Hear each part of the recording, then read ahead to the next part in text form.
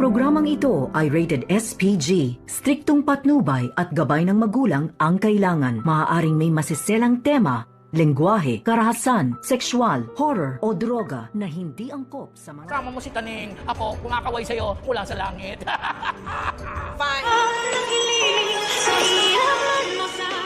Ngayong Lunes, narito na nga ang ating pagkaabangan mamaya sa Abot Kamay na Pangarap.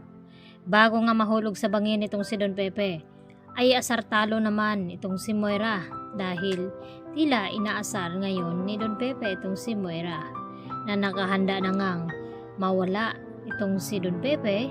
At dito naman na sinabi ni Don Pepe kay Moira na habang na sa itaas daw siya sa langit, kumakaway daw siya dito kay Moira. At dito naman na naasar ng gusto itong si Moira. At nang iwanan nga nila Moira at Balahadja itong si Don Pepe at pinakalagan dito ni Dax, ay dito naman na kumuha ng pagkakataon itong si Don Pepe at gamitin itong binigay ni Zoe na gamot na pangpatulog. At dito niya na itinurok kay Dax at nahimatay nga ito. At hindi na nga nag-aksaya ng oras itong si Don Pepe. Agad siya na kumuha dito ng kahoy upang ipokpok dito naman kay Balahadja. At sakto nga pagpasok ni Balahadja dito sa pinagtatalian ni Don Pepe ay dito niya hinampas at talagang bumulagta ito. At dito na rin nagmamadali itong si Don Pepe lumabas at dumaan sa likuran. At dito rin na niyakap ni Zoe nang makita ni Zoe itong si Don Pepe. At dito rin na sinabi ulit ni Don Pepe na wag daw mag-alala dahil hindi daw niya idadawit itong si Zoe at itong si Moira. Kaya agad na tinungo nila ni Zoe at Don Pepe itong kotse at pinasakay siya nito. At nang makalayo-layo na sa lugar na iyon, dito naman huminto itong si Zoe at nag-usap itong dalawa na si Don Pepe. At maya-maya nga nagring itong cellphone ni Zoe. At nagtanong itong si Zoe kay Don Pepe kung sagutin ba daw niya ang tawag ng kanyang ina na si Moira.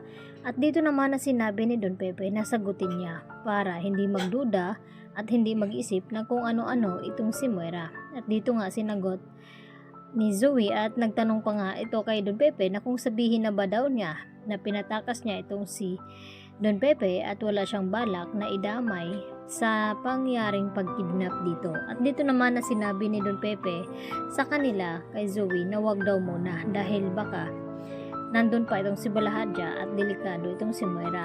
Kaya agad naman na lumabas sa kotse itong si Zoe upang kausapin na nga itong kanyang ina. At dito na nga na nagkukunwari itong si Zoe na walang alam at nagulat kunwari na nakawala nga daw itong si Don Pepe.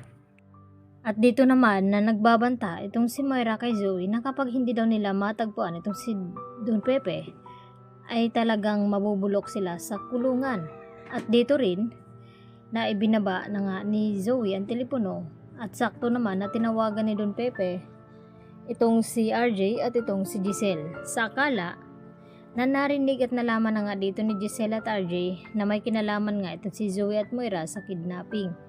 At dito rin ang gagalait sa galit itong si Zoe at hindi niya napigilan itong kanyang sarili. At binuksan ni Zoe ang kotse at pilit na kinuha ang cellphone na gamit nga dito ni Don Pepe. At dito naman nagmamadali na lumabas itong si Don Pepe upang takasan nga ito si Zoe.